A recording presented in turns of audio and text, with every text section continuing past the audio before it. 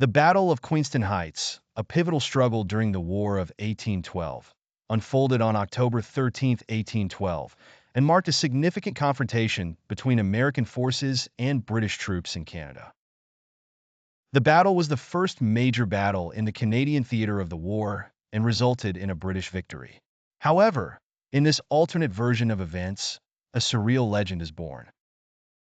As dawn broke over the Niagara River, American forces began their assault with an unexpected ally on their side.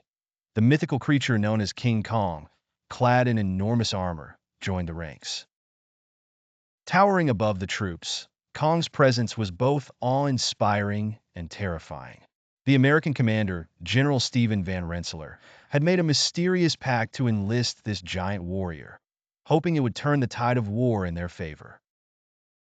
The initial attack saw a small contingent of American soldiers crossing the river in boats, battling the strong currents and British artillery. Kong followed, causing massive waves with every step as he trudged through the water.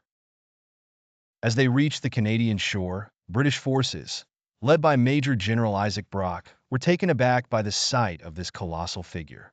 The British troops, although stunned, quickly regrouped. Brock, a capable leader known for his quick thinking, realized that traditional artillery would be ineffective against such a formidable foe. Instead, he devised a plan to use speed and strategy to outmaneuver the giant beast. Kong's initial roar sent shockwaves through the battlefield, and his massive fists caused tremors with each pound into the ground. Trees splintered, and the earth cracked under his weight, creating natural barriers that disrupted British formations. The Americans pressed forward, using the chaos to their advantage. Despite his size and strength, Kong was not invincible. The British, knowing they couldn't bring him down with brute force, focused on breaking the American lines.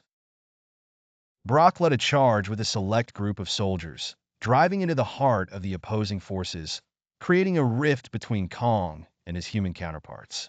The deft maneuver disrupted communication and coordination, isolating King Kong. Amidst the frenzy, Brock himself faced Kong, raising sword and voice as he attempted to rally his men. However, tragedy struck as Brock was mortally wounded during a daring attempt to inspire his troops by leading a countercharge. His fall, however, did not dampen the British spirit.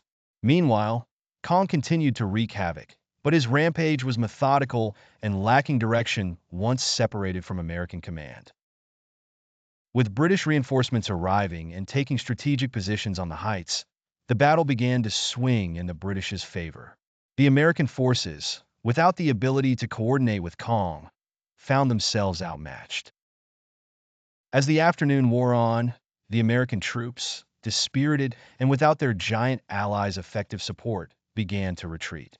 In a final act of defiance, King Kong let out a roar that echoed across Lake Ontario before vanishing into the surrounding wilderness. The Battle of Queenston Heights ended in a British victory, securing their hold on Niagara and leaving a legacy that included the sacrifice of Isaac Brock and the mysterious appearance of a giant warrior. While Kong's presence was never officially recorded in history, tales of the giant's involvement spread, becoming part of local folklore.